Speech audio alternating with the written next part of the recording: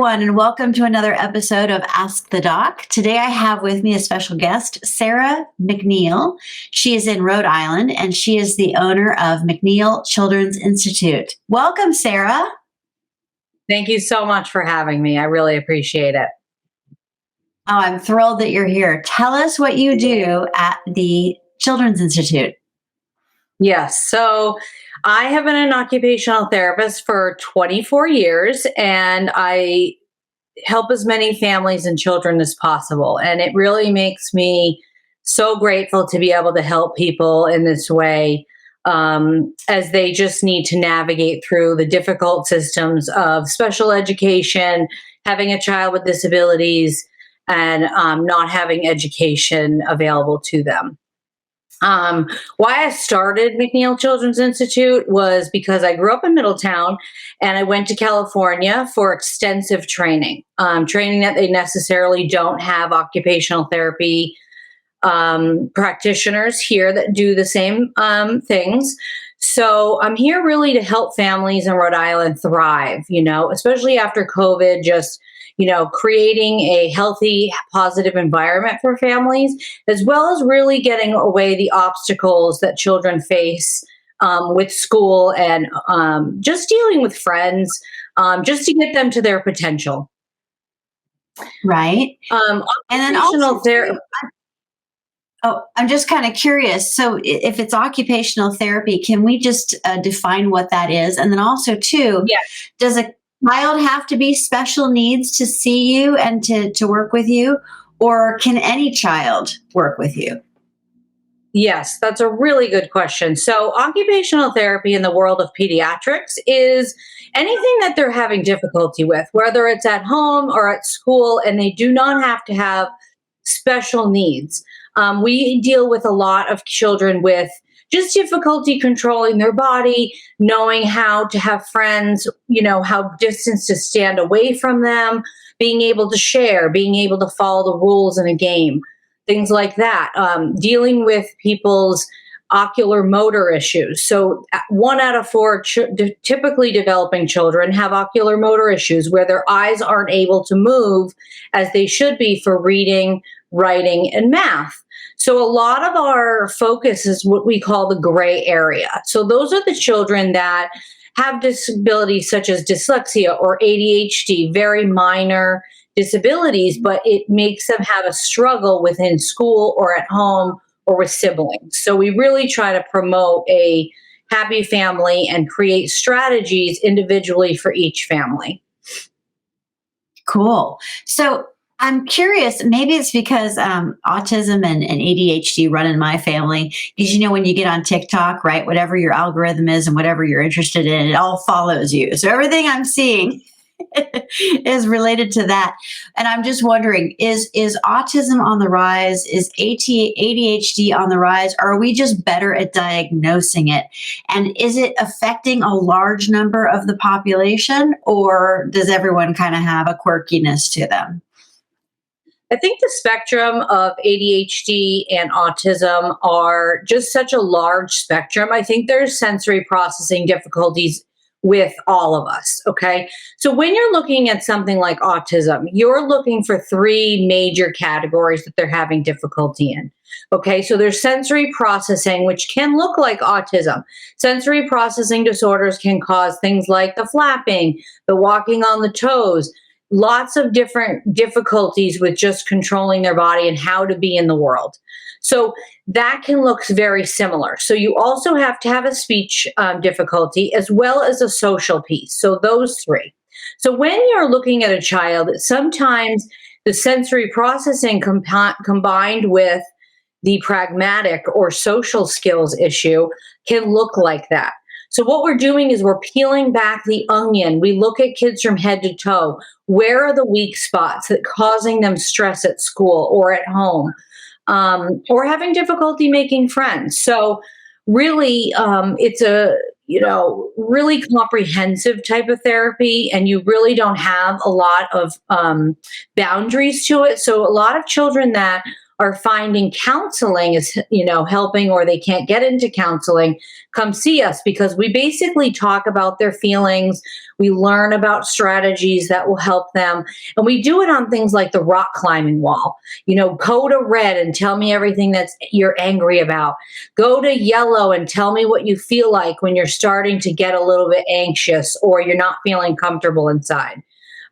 Tell me what you can do. Go to green. What is something that makes you really happy? Like, what are the strategies that you can utilize to help yourself in those situations? So it's really helpful for all kids. That rock climbing wall sounds like fun. Yeah, you get to combine physical activity with emotions. That's amazing. Oh my gosh. So Sarah, I know you've got some success stories. Would you please share some of the success stories that you've seen in your work? Yeah, so we treat birth to 22. So we kind of see the gamut. So we've got kids who are, the parents are not as educated as they should be on developmental stages. So we have kids that, were still on the bottle at 5, had never chewed anything, had never drank water. We have got a child who was still on the bottle at age 5. And he's at age 7 now. He's been seeing us for 2 years, and it does take a long time to get them to tolerate these textures. So he is now eating full dinners, mashed potatoes, carrots, chicken. We're really proud of that success. Another, success story is we're really having a lot of teenagers come in with difficulties and anxieties about being in that social situation of college or high school. So we work through these things. We kind of say, okay, this is the way to make a friend. This is the way to handle someone that is not your friend or trying to bully you. We had a recent college student who came in this summer, and she was very anxious. She had difficulty with her family. So we had a couple family meetings so we can go through any of the issues she was having there that were causing the anxiety. So now she's really comfortable at home. Parents are changing their ways. Dad realized that he had sensory issues, so he's now going to the gym. She really needs to go to the gym to regulate herself. Okay. So what we did was we had occupational therapy at the gym. We kind of got her used to all the machines. She's back in college now. She's much happier.